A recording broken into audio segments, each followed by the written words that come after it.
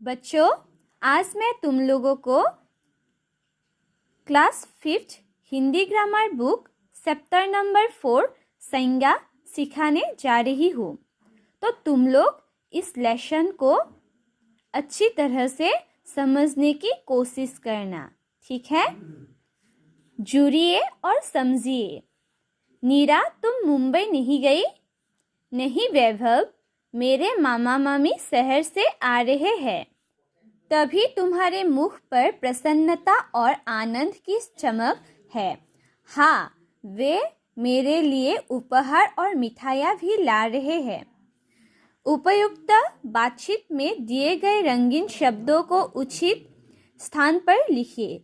तो बच्चों, यहाँ पर कुछ रंगीन शब्द दिए गए हैं, है ना? तो ये व्यक्तियों के नाम, स्थानों के नाम, वस्तुओं के नाम, भावों के नाम यहाँ पर हमें लिखने को कहा है। कहाँ पर क्या होगा? तो बच्चों, ये एक्टिविटी तुम लोग खुद ही करना, क्योंकि मैंने तो तुम लोगों को क्लास 4 में संज्ञा लेसन सिखाया है ना? तो तुम लोग जानते ही हो वर्तमान कि संज्ञा किसे कहते हैं, कौन कौन से संज्ञा क्या क्या है ना? तो तुम लोग ये एक्टिविटी खुद ही करना। अगर तुम लोगों को कुछ प्रॉब्लम पाते हो ना, तुम लोग कुछ प्रॉब्लम पाते हो तो मुझे तब फोन करना। तो बच्चों, अब यहाँ पर देखो। बच्चों, इस संसार में सभी प्राणियों, वस्तुओं, स्थानों तथा भावों का कोई न कोई नाम अवश्य है।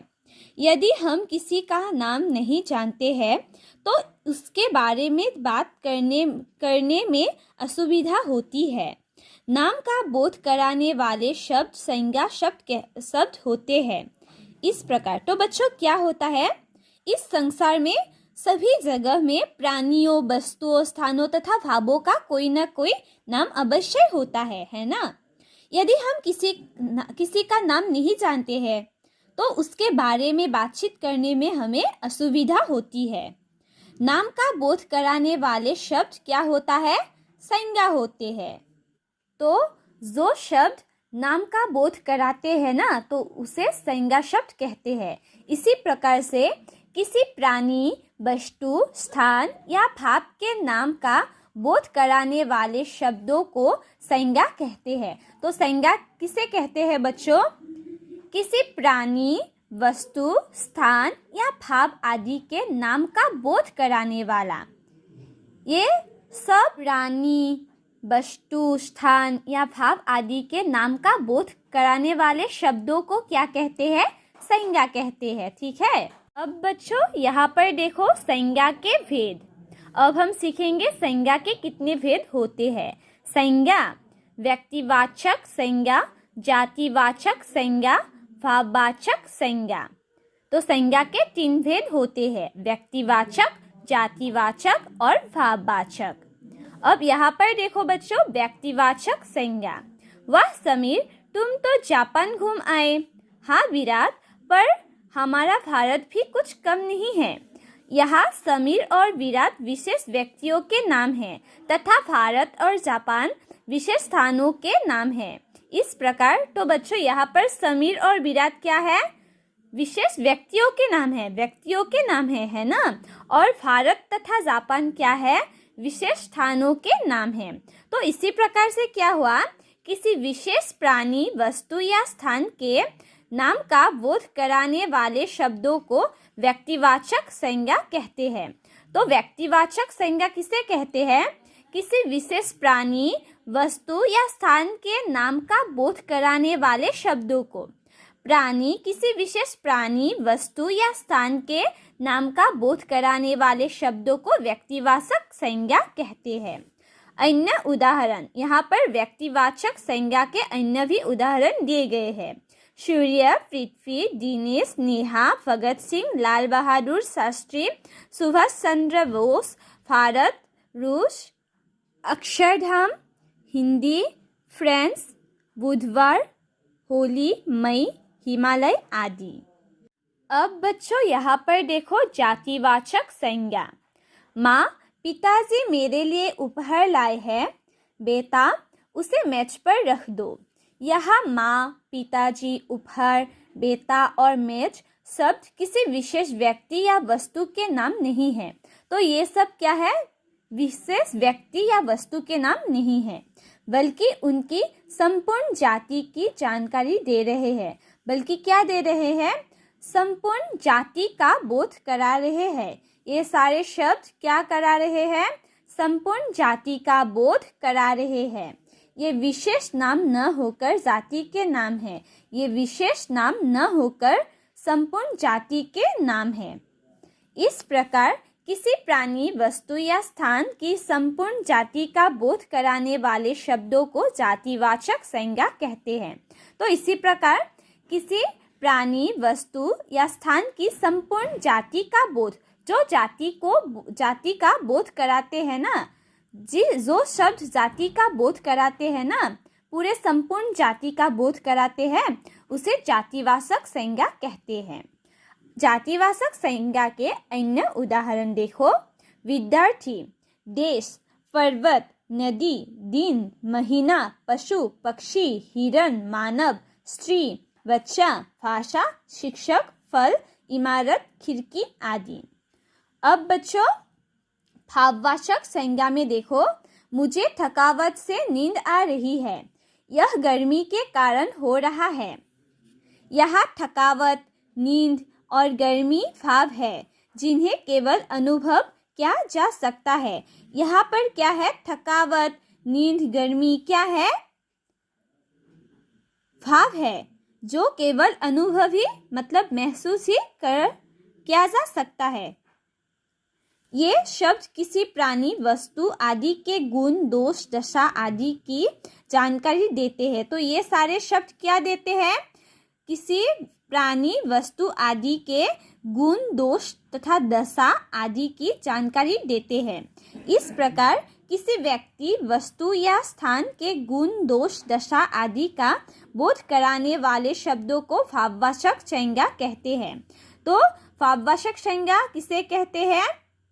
जो शब्द गुण, दोष, दशा आदि का बोध कराते हैं, अर्थात किसी व्यक्ति, वस्तु, स्थान के गुण, दोष, दशा आदि का जो बोध कराते हैं ना, जो शब्द बोध कराते हैं, उन सारे शब्दों को क्या कहते हैं? भाववाचक संज्ञा कहते हैं।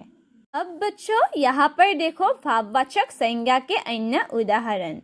उदासी, ठंडक, बुढ़ापा, बचपन, खुशी, दुख, जीत, हार, आनंद, अहिंसा, प्रेम, दया, क्रोध, वीरता, शांति आदि। संज्ञा के दो अन्य भेद भी है। संज्ञा के दो अन्य भेद भी है जो जातिवाचक संज्ञा के अंतर्गत में आते हैं। जो जातिवाचक संज्ञा के अंतर्गत में आते हैं, अर्थात जातिवाचक संज्ञा में आते हैं। एक है द्रव्यवाचक संज्ञा और दूसरे है समुदायवाचक संज्ञा। तो यहाँ पर देखो, सोना बहुत महंगा हो गया है। अरे सारा तेल गिरा दिया। इन वाक्यों में सोना तथा तेल क्रमश धातु तथा द्रव्य है। तो सोना और तेल क्या है? धातु है, अर्थात द्रव्य है। इस प्रकार किसी धातु, द्रव्य, पदार्थ आदि का बोध कराने वाले शब्दों को द्रव्यवाचक संज्ञा कहते हैं। तो द्रव्यवाचक संज्ञा किसे कहते हैं?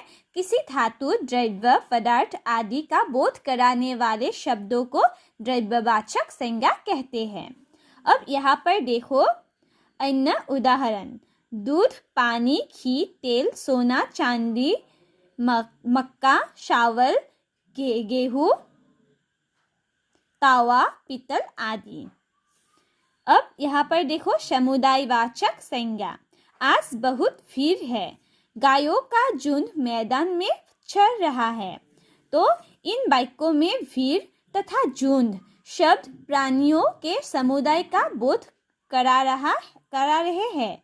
इस प्रकार किसी प्राणी, वस्तु आदि के समूह या समुदाय का बोध कराने वाले शब्दों को समुदायवाचक संज्ञा कहते हैं। तो समुदायवाचक संज्ञा किसे कहते हैं? जो समूह और समुदाय का बोध कराते हैं। जो शब्द समूह और समुदाय शब्द का बोध कराते हैं ना, उसे समुदायवाचक संज्ञा कहते हैं। समुदाय वाचक संज्ञा के अन्य उदाहरण है जनता, जुलूस, सभा, सेना, कक्षा आदि। भाववाचक संज्ञा की रचना। जातिवाचक संज्ञा सर्वनाम, विशेषण तथा क्रिया शब्दों से भाववाचक संज्ञाएं बनाई जाती है। यहाँ पर देखो जातिवाचक संज्ञा द्वारा। अब हम पढ़ेंगे जातिवाचक संज्ञा शब्द के द्वारा भाववाचक संज्ञा कैसे क्या क्या है। जातिवाचक संज्ञा के शब्द भाववाचक संज्ञा में क्या होता है ये हम अब सीखेंगे।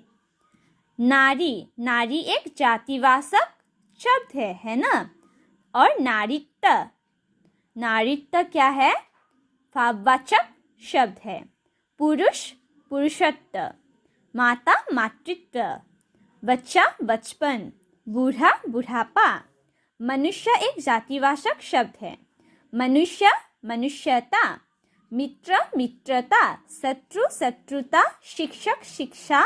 सेवक, सेवा। अब सर्वनाम शब्द के द्वारा भाववाचक संज्ञा। ठीक है, अपना शब्द क्या है? सर्वनाम है। और अपनापन, अपनत्व, ये दो शब्द क्या है? भाववाचक संज्ञा है। स्वत्व, निज, निजता। मम, ममता, ममत्व। ममता, ममत्व। अब विशेषण के द्वारा। विशेषण, ये शब्द विशेषण है। ये सारे शब्द विशेषण हैं। ऊंचा, ऊंचाई। ऊंचा शब्द भाववाचक संज्ञा में क्या होता है? ऊंचाई होता है। गरम, गर्मी। डरपोक, डर। प्यासा, प्यास। भूखा, भूख। महान, महानता। मीठा, मिठास। वीर, वीरता। अब क्रिया द्वारा। ये सारे शब्द क्या है? क्रिया है। उड़ना, उड़ना शब्द के भाववाचक संज्ञा क्या है? उड़ान। चलना, चाल। देना, दान। दौड़ना, दौड़। पढ़ना, पढ़ाई। रोना, रुलाई। लिखना, लिखाई, लिखावट। हंसना, हंसी। तो बच्चों, मैंने आज तुम लोगों को संज्ञा लेसन के द्वारा संज्ञा किसे कहते हैं, संज्ञा के भेद कितने हैं जातिवाचक संज्ञा में, और कौन कौन से संज्ञा आते हैं, है ना, ये सब सिखाया है। अब तुम लोग इस लेसन को घर में अच्छी तरह से पढ़ना और समझने की कोशिश करना।